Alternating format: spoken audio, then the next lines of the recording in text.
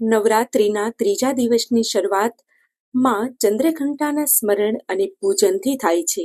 આ દિવસે માં ચંદ્રઘંટાની આરાધના કરવામાં આવે છે. પ્રાચીન કથાઓ અનુસાર માં ચંદ્રઘંટા પાર્વતીનું ત્રીજું સ્વરૂપ છે. ભગવાન શિવ સાથે તેમના વિવાહ બાદ માતાએ પોતાના માથા પર અર્ધચંદ્ર આકારની ઘંટ ધારણ કરી, તેથી તેઓ ચંદ્રઘંટા તરીકે ઓળખાયા. તેમનું આ સ્વરૂપ અત્યંત શૂરવીર અને પ્રચંડ શક્તિઓથી ભરપૂર છે.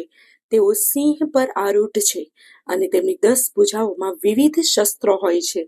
એકવાર દેવતાઓ પર અસુરોનું આક્રમણ વધ્યું અને ત્યારે સમગ્ર બ્રહ્માંડમાં અશાંતિ ફેલાઈ. ત્યારે ચંદ્રઘંટા માતાએ પોતાનું રુદ્ર સ્વરૂપ ધારણ કર્યું. તેમના ઘંટના નાદથી અસુરો ભયભીત થઈ ગયા અને તેમની શક્તિ ક્ષીણ થઈ ગઈ. માતા ચંદ્રઘંટાએ અસુરોનો સંહાર કરીને દેવતાઓને ફરીથી શાંતિ અને સુરક્ષા આપી. ચંદ્રઘંટા માતાનો સ્વભાવ ભલે ઉગ્ર હોય, પરંતુ તેઓ ભક્તો માટે ખૂબ જ દયાળુ અને કરુણામય છે.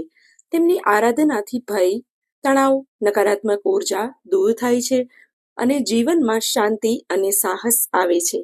જેમ માં ચંદ્રઘંટા ભય પર વિજય મેળવી શક્તિ અને હિંમત આપે છે, તેમ ગર્ભવતી માતાએ પણ નિર્ભય રહીને પોતાના મનને શાંત અને મજબૂત રાખવું જોઈએ. નવરાત્રિના ત્રીજા દિવસે ચંદ્રઘંટા માતાની આરાધના કરવાથી દરેક ગર્ભવતી માતાને હિંમત, આત્મવિશ્વાસ અને આંતરિક શાંતિ પ્રાપ્ત થાય છે.